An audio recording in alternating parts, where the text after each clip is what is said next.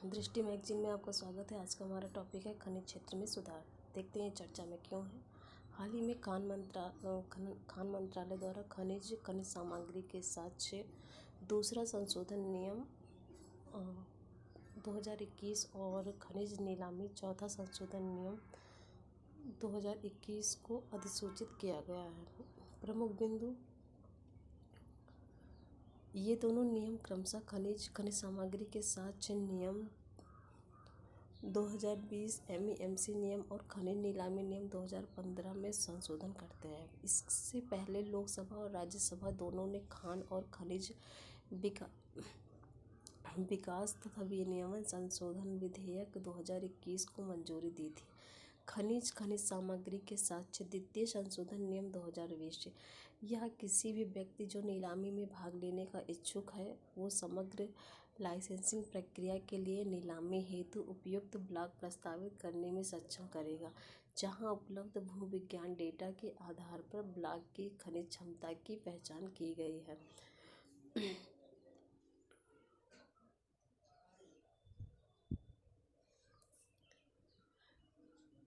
खनिज राज्य सरकार द्वारा गठित एक समिति इस प्रकार प्रस्तावित ब्लॉकों को खनिज क्षमता का आकलन करेगी और नीलामी के लिए ब्लॉक से सिफारिश भी करेगी।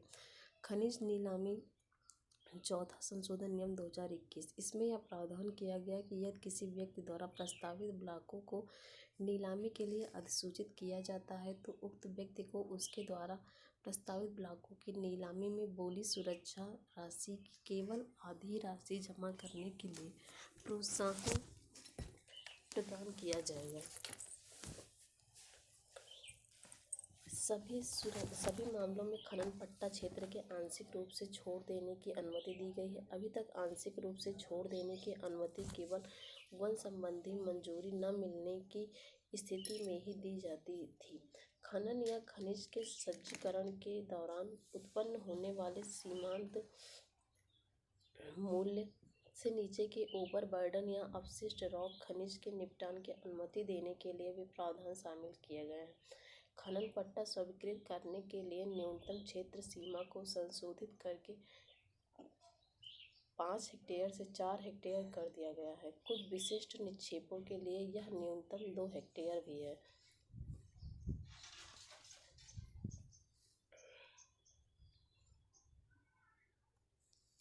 खनिज सामग्री के साक्ष्य नियम 2015 खनिज सामग्री के साक्ष्य नियम 2015 को जून 2021 में संशोधित किया गया ताकि अन्य बातों के साथ साथ उन क्षेत्रों के संबंध में एक समग्र लाइसेंस प्राप्त करने हेतु नीलामी का प्रावधान किया जा सके, जहां कम से कम टोही सर्वेक्षण G4 स्तर पूरा हो चुका हो अथवा जहां उपलब्ध भूविज्ञान के आंकड़ों के आधार पर ब्लॉक की खनिज क्षमता की पहचान कर ली गई हो, लेकिन संसाधन अभी तक स्थापित नहीं किए गए हों।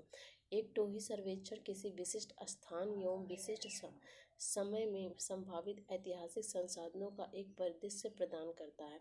इन संशोधनों का उद्देश्य नीलामी के लिए अधिक खनिज ब्लॉकों की पहचान करना, इस प्रकार अन्वेषण एवं उत्पादन की गति को बढ़ाना था, जिसके परिणाम स्वरूप देश में खनिजों की उपलब्धता में सुधार हुआ तथा इस क्षेत्र में रोजगार में वृद्धि हुई।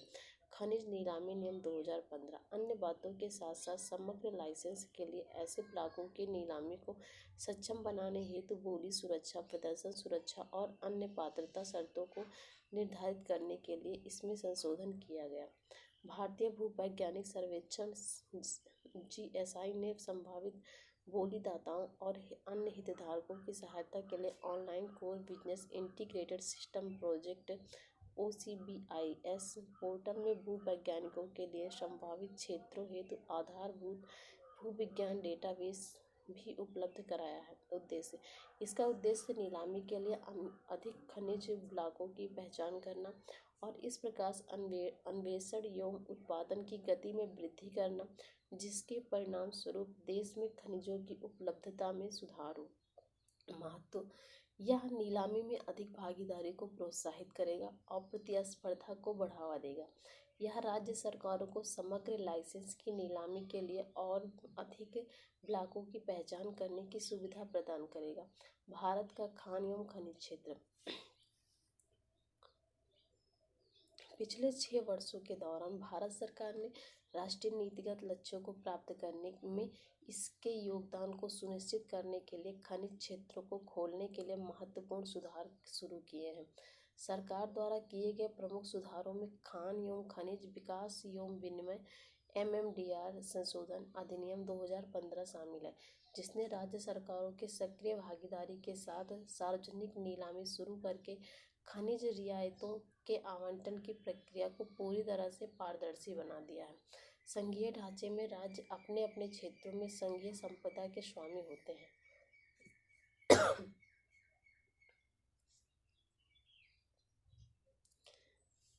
विजन। सरकार का विजन अगले 5 वर्षों में महत्वपूर्ण खनिजों के उत्पादन को दोगुना करना है, जिसके परिणाम स्वरूप आयात निर्भरता में कमी आएगी। पारदर्शी एवं टिकाऊ तरीके से खनिजों को आवंटित एवं विनियमित करना। राष्ट्रीय खनिज नीति 2019 में बताए गए अन्य नीतिगत लक्ष्यों को प्रभावी ढंग से लागू करने और देश की जरूरतों को पूरा करने के लिए गहराई में उपस्थित खनिजों के अन्वेषण एवं खनन को बढ़ावा देना। कोविड महामारी के दौरान स्थिति। वर्ष 2020-21 के दौरान खनिज उत्पादन, परमाणु और ईंधन खनिजों को छोड़ करके कुल मूल्य में कोविड-19 वैश्विक महामारी एवं लॉकडाउन के कारण पिछले वर्ष की तुलना में लगभग 11.35% की गिरावट हुई है। यहाँ आपको ग्राफ भी दिया गया है। खनन। भारतीय खनन उद्योग में बड़ी संख्या में छोटी परिचालन खदानें हैं। भारत में खनिज उत्पादन, परमाणु ईंधन और गौण खनिजों को छोड़कर की सूचना देने वाली खानों की संख्या पिछले वर्ष 2018-19 के 1427 की तुलना में वर्ष 2019-20 में 1303 थी। सूचित की गई 1303 खानों में से अधिकांश खदानें मध्य प्रदेश में हैं। इसके बाद गुजरात, कर्नाटक, उड़ीसा, आंध्र प्रदेश, छत्तीसगढ़, तमिलनाडु, राजस्थान, महाराष्ट्र, झारखंड, तेलंगाना और गोवा का स्थान आता है।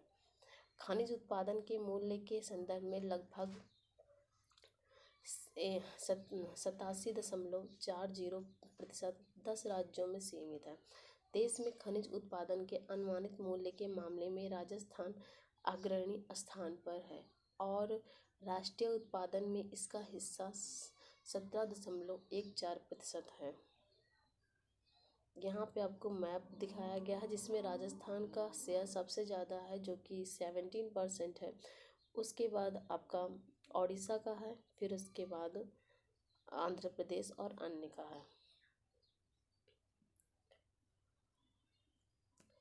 खनिज उत्पादन में वैश्विक स्तर पर भारत की स्थिति। वैश्विक उत्पादन में वर्ष 2018 में भारत का स्थान स्टील, कच्चे या तरल में दूसरा, जिंक स्लैब में तीसरा, एल्यूमीनियम, क्रोमाइट, लौह अयस्क और सीसा परिष्कृत में चौथा, बॉक्साइट में पाँचवां, मैग्नीज अयस्क में सातवां, कॉपर रिफाइंड में 11वां और मैग्नेसाइट में 15वां और एपेटाइट एवं रॉक फॉस्फेट में 16वां था। खनिज एवं खनिज आधारित उत्पादों में आत्मनिर्भरता। भारत खनिजों में पूर्ण या बड़े पैमाने पर आत्मनिर्भर बना रहा, जो प्राथमिक खनिज कच्चे माल का निर्माण करता है और जिनकी उद्योगों को आपूर्ति की जाती है, जैसे लोहा एवं इस्पात, एल्यूमीनियम, सीमेंट, विभिन्न प्रकार के अपवर्तक, चीनी मिट्टी आधारित सिरेमिक, कांच आदि। भारत बॉक्साइट, क्रोमाइट, चूना पत्थर, लौह अयस्क और सिल्मेनाइट में आत्मनिर्भर या आत्मनिर्भर होने के करीब है। भारत में कैनाइट, मैग्नेसाइट, रॉक फॉस्फेट, मैग्नीज अयस्क आदि की कमी है, जिन्हें स्थानीय रूप में उपलब्ध खनिज कच्चे माल के साथ सम्मिश्रण और या खनिज आधारित उत्पादों के विशेष गुणों के निर्माण हेतु मांग को पूरा करने के लिए आयात किया जाता है। भारत में खनन क्षेत्र के समक्ष चुनौतियाँ। विनियामकीय चुनौतियाँ। किसी कंपनी द्वारा सफलतापूर्वक अन्वेषण किए जाने के बाद भी खनन पट्टा प्राप्त करने में की कोई गारंटी नहीं होती है। खनन लाइसेंस सैद्धांतिक रूप से पहले आओ और पहले पाओ के आधार पर होने के बावजूद इसमें पारदर्शी प्रणाली का अभाव है। अपर्याप्त अवसंरचना सुविधाएं, उचित परिवहन एवं लॉजिस्टिक संबंधी सुविधाओं का अभाव। प्रमुख खनन राज्यों में रेल कनेक्टिविटी अत्यंत खराब होने से समग्र आपूर्ति श्रृंखला की लागत बढ़ जाना। बंदरगाहों पर खनिजों के भंडारण की अपर्याप्त क्षमता। कुछ बंदरगाहों से रेल सड़क कनेक्टिविटी भी खराब है। संधारणता संबंधी चुनौतियां। भारत में खनन संबंधी प्रस्तावों में से 40% पर्यावरण, वन और जलवायु परिवर्तन मंत्रालय से पर्यावरणीय मंजूरी प्राप्त करने में विफल रहते हैं। खनन परियोजनाओं द्वारा स्थानीय समुदाय के कल्याण में योगदान संबंधी उद्देश्य हेतु निर्धारित अनिवार्यता को पूरा न करना। पर्यावरणीय चुनौतियां। वायु के लिए सतही खदानों में ब्लास्टिंग के दौरान अत्यधिक मात्रा में धूल निकलना, कोयला खदानों से मीथेन गैस का रिसाव, प्रगलन प्रक्रिया के दौरान सल्फर डाइऑक्साइड आदि गैसें निर्मुक्त होना।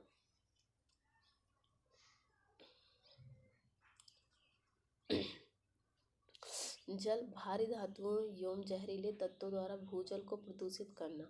स्थल ब्लास्टिंग से खदान के पास के क्षेत्रों में ऊपरी परत का विखंडन होना। स्वास्थ्य और सुरक्षा संबंधी चुनौतियां। खदान में काम करने वालों को खराब वायु संचालन वेंटिलेशन कम खदान में काम करने वालों को खराब वायु संचालन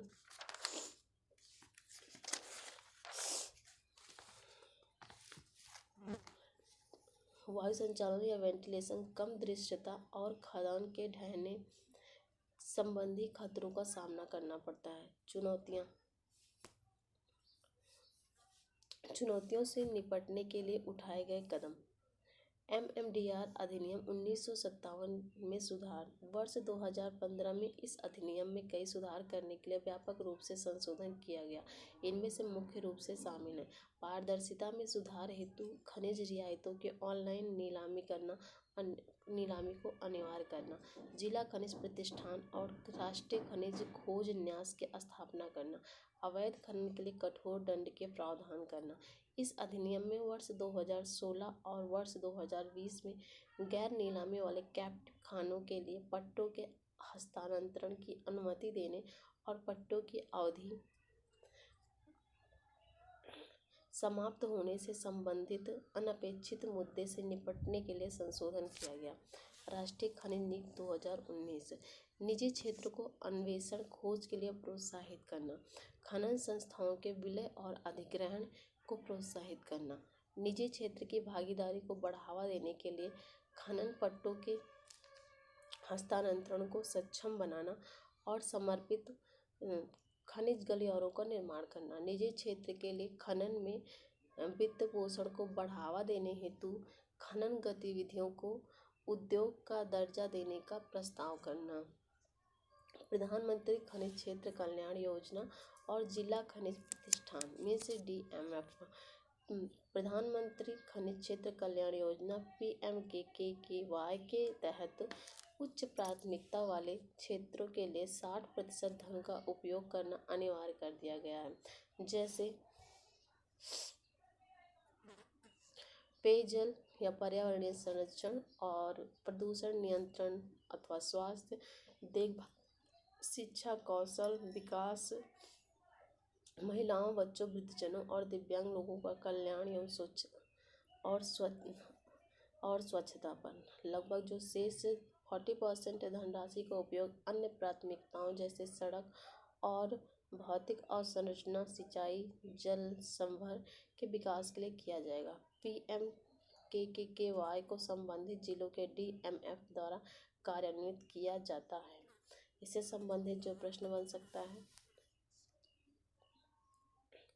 किसी भी राष्ट्र की वास्तविक संपत्ति पृथ्वी के संसाधनों में निहित होती है।